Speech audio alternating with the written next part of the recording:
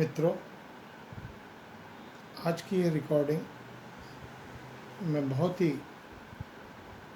दुखी मन से कर रहा हूँ। एक भारतवर्ष का नागरिक होने के नाते मेरा जो हृदय है अंदर से बड़ा दुख प्रकट करके यह सब बताने जा रहा है कि जो एक कोविड की महामारी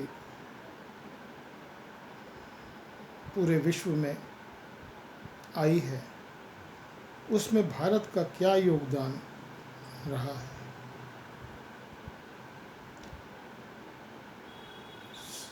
इस संसार का कोई भी देश कोविड-19 को नहीं भूल सकता। पिछले वर्ष जब यह शुरू हुआ था, उस समय पूरा विश्व इससे लड़ने के रास्ते ढूंढ रहा था। अमेरिका तथा अन्य देशों ने तो ऐसा मंजर देखा जिसे भुलाया नहीं जा सकता। मौत का आंकड़ा सबसे ज़्यादा अमेरिका में ही था। भारत में तो बहुत ही कम संख्या में लोग मर रहे थे और उस समय भारत में इसकी शुरुआत हुई थी। हम यह सब सोच रहे थे कि हमारे पीएम बहुत दूरदर्शी हैं, जो कि उन्होंने लॉकडाउन लगा दिया। लोग पलायन करने लगे, पैदल ही अपने गांव की ओर भागे जा रहे थे। दूसरी ओर अमेरिका तथा अन्य देशों ने वैक्सीन की खोज शुरू कर दी। यह कदम भारतवर्ष ने बहुत देर से उठाया। हम लोग तो कभी थाली बजा रहे थे तो कभी मोमबत्ती जला रहे थे। कोविड की दूसरी लहर ने तो भारत में कहर ही मचा दिया। मौत का आंकड़ा अमेरिका के करीब पहुंच गया। यह सब होने के पश्चात वैक्सीन की खोज शुरू की गई और 2 कंपनियां बनाने में कामयाब भी हुई, लेकिन भारतवर्ष की जनसंख्या को देखते हुए उनका उत्पादन बहुत कम था। यह बात किसी ने नहीं सोची कि इस महामारी को रोकने के लिए लोगों का वैक्सीनेशन होना बहुत ही आवश्यक है। विदेशों में तो इस काम को प्रायोरिटी दी गई। आज अमेरिका में 75% पॉपुलेशन को वैक्सीनेशन दिया जा चुका है और बाकी को लगना शुरू हो गया है, क्योंकि उनके पास वैक्सीन उपलब्ध है। भारतवर्ष में प्रोग्राम तो बन गया, लेकिन वैक्सीन उपलब्ध नहीं है।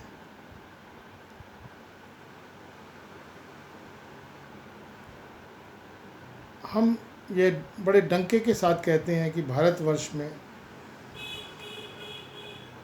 20 करोड़ लोगों को वैक्सीनेशन कर दिया गया है, लेकिन वह यहाँ की जनसंख्या का केवल 15% है। और अमेरिका में जो वैक्सीनेशन हो चुका है वह 75% लोगों को हो चुका है। भारतवर्ष में प्रोग्राम तो बन गया, लेकिन वैक्सीन उपलब्ध नहीं है। विदेशों से मंगाई जा रही है। और तो और छोड़िए, जो अन्य ज़रूरी चीज़ें हैं कि जो लोग बीमार हो रहे हैं उनके लिए इस सेकेंड वेव में हॉस्पिटल में एडमिशन की समस्या है, और यदि किसी का एडमिशन हो भी जाता है तो उसे ऑक्सीजन नहीं मिल पाती, जिसके कारण सैकड़ों लोग ऑक्सीजन ना मिलने के कारण हॉस्पिटल में दम तोड़ रहे हैं और तोड़ गए। जो लोग हॉस्पिटल में एडमिट नहीं हुए, वे लोग ऑक्सीजन को सिलेंडर को ले के ऐसे भाग रहे हैं, मीलों दूर से ऑक्सीजन की सप्लाई लेने जा रहे हैं। रात को वो बैठते हैं ऑक्सीजन लेने के लिए, कहीं उनका अगले दिन नंबर आ पाता है। और ऑक्सीजन के साथ साथ वेंटिलेटर्स जो भारत सरकार ने पिछले वर्ष मंगाए थे, वो भी रखे हुए धूल चाट रहे हैं। जब अब उनकी आवश्यकता पड़ी है तो वो चालू नहीं हो पा रहे, क्योंकि किसी ने उनको चलाना नहीं सीखा और उन्हें टेस्ट नहीं किया। तो इस प्रकार की समस्याएं भारतवर्ष में सब जगह देखने को मिल रही हैं।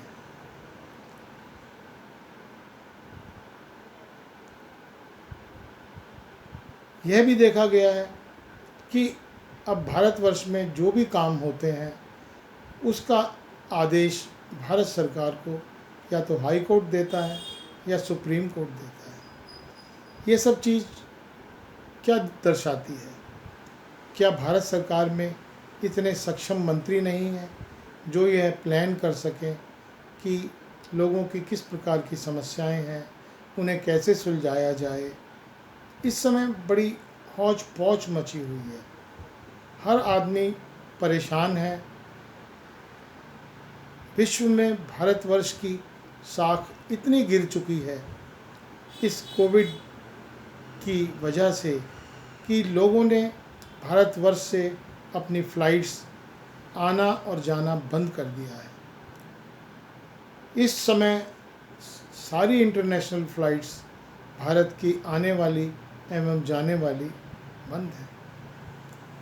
लोगों का मौत का आंकड़ा इतना ज़्यादा हो चुका है कि शमशान में भी लाइनें लगी हुई हैं, जगह नहीं है शवों को जलाने की। कई कई दिन बाद लोगों का नंबर आता है और तो और छोड़िए, लोग अपनों को वहीं छोड़कर चले जाते हैं। और यहाँ तक हो रहा है कि जो छोड़ कर जाते हैं वो उनके अस्थि अर्थात फूल इत्यादि को लेने भी नहीं आते, इसी डर से कि कहीं हमें कोरोना ना हो जाए। मंजर इतना ख़राब है कि परिवार ख़त्म हो गए हैं। बच्चों की देखभाल करने वाला कोई नहीं है। माता पिता को कोरोना हुआ तो वो अपने बच्चों को या अपने बच्चे को छोड़कर पड़ोसी के हवाले करके हॉस्पिटल में एडमिट हुए और दोनों की मौत हो गई। आज इसके लिए भी हाई कोर्ट निर्देश दे रहा है कि ऐसे बच्चों की सर्वे किया जाए, उन्हें चिन्हित किया जाए और सरकार उनकी सहायता करे। क्या हर चीज़ की इंस्ट्रक्शंस सुप्रीम कोर्ट ही देगा? सरकार में इतने अधिक वेतन पाने वाले लोग बैठे हैं, क्या उन्हें ये सब नहीं समझ आता?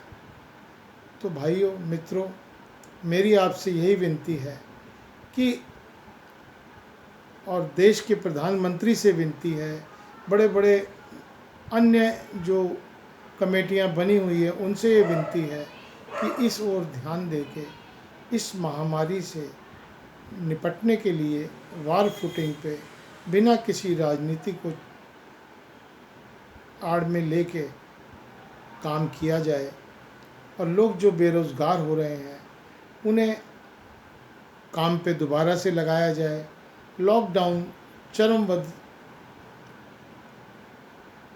फेजेस में खोला जाए। बस इसी के साथ मैं आपसे विदा लेता हूँ। जय हिंद, जय भारत।